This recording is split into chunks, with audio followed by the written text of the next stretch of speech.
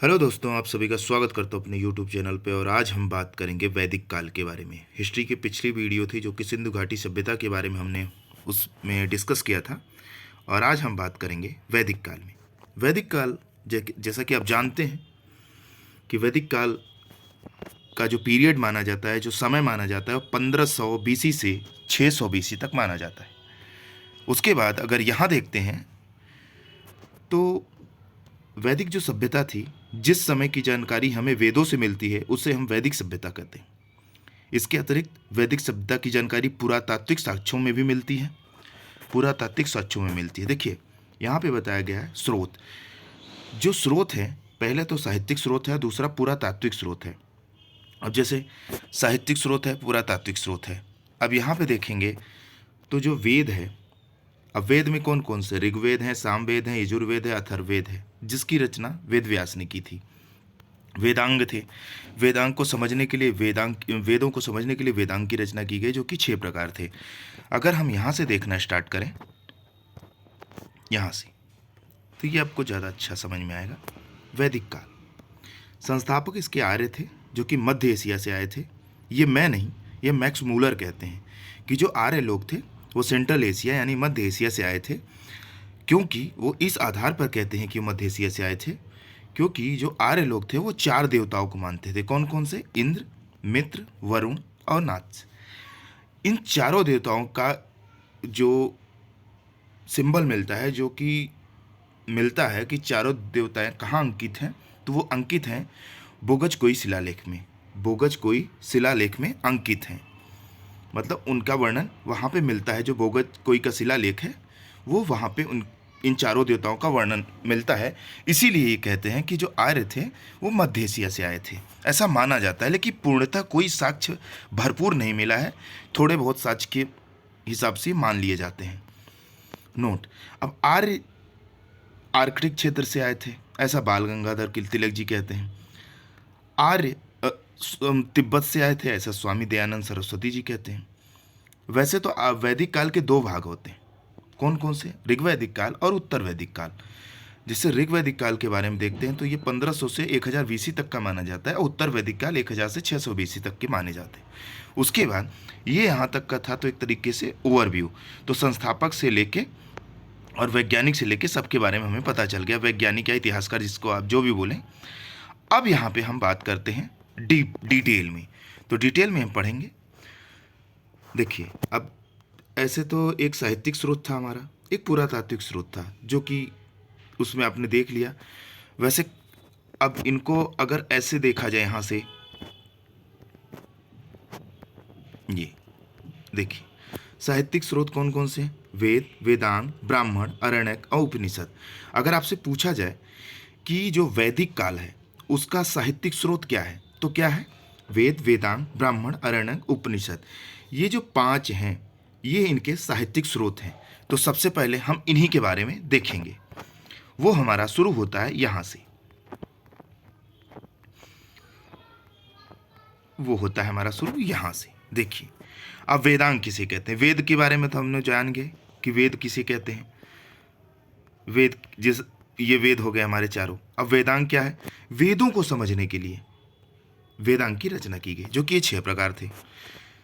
जो कि 6 प्रकार हैं। कौन कौन से? शिक्षा, कल्प, निरुक्त, छंद, ज्योतिष तथा व्याकरण। वेदांग कितने प्रकार के हैं? 6 प्रकार। शिक्षा, कल्प, निरुक्त, छंद, ज्योतिष तथा व्याकरण। वेदांग के 6 प्रकार हैं। उसके बाद अगर हम बारी आती है ऋग्वेद की, तो ऋग्वेद में इसमें 1028 सूक्त हैं, 10 मंडल हैं। दूसरा, इनमें 2 से 7वां मंडल प्राचीन है, यानी एकदम प्राचीन है, मतलब पुराना है। इसमें पहला और 10वां मंडल बाद में जोड़ा गया था। पहला और 10वां मंडल बाद में जोड़ा गया था। उसके बाद ऋग्वेद में आर्य शब्द का उल्लेख लगभग 36 बार हुआ है। लगभग क्या? 36 बार हुआ है। ऋग्वेद में अनेक बातें ईरानी ग्रंथ जिंदा वेस्ता से मिलती है। जिंदा वेस्ता से मिलती है। ऋग्वेद की अनेक बातें जो है, ईरानी ग्रंथ जो है, जिंदा वेस्ता एक ईरानी ग्रंथ है, जिसमें ऋग्वेद की जो ऋग्वेद है उसकी कई बातें मिलती हैं, अनेक बातें मिलती हैं। अगला पॉइंट देखते हैं। ऋग्वेद के पाठ करने वाले को होत्र ब्राह्मण कहा जाता था। ऋग्वेद का जो पाठ करता था उसको होत्र ब्राह्मण कहते थे।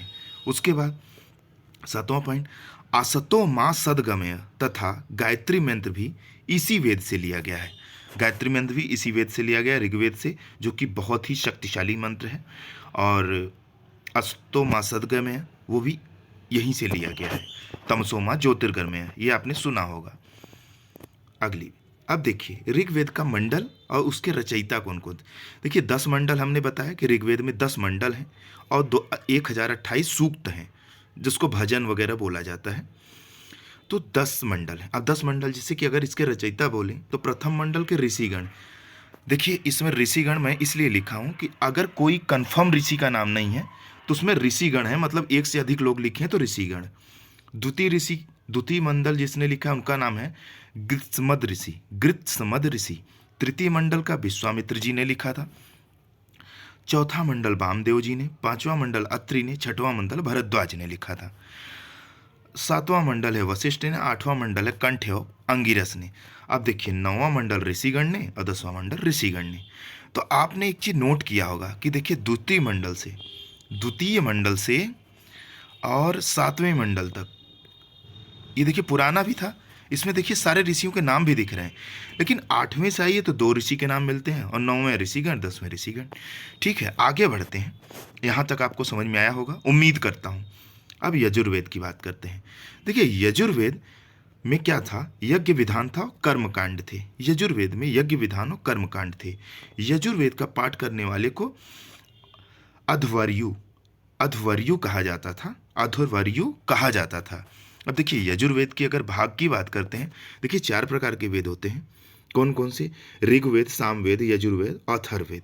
तो जब यजुर्वेद की बात की गई तो उसमें कहा गया कि यजुर्वेद का जो पाठ करता था उसको क्या बोलते हैं? अध्वर्यु बोलते थे।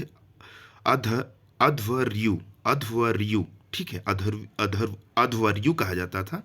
अध्वर्यु, ठीक है। और इसमें क्या होता था? तो यज्ञ विधान और कर्मकांड होता था, ठीक है। अब यजुर्वेद के भाग, इसके देखिए कुल मिला के 2 भाग हैं, एक कृष्ण यजुर्वेद, एक शुक्ल यजुर्वेद। अब कृष्ण यजुर्वेद में भी देखिए 4 भाग लिया गया है। कौन कौन से? काठक, मैत्रायणी, कठक पिष्ठल और तैत्तिरीय।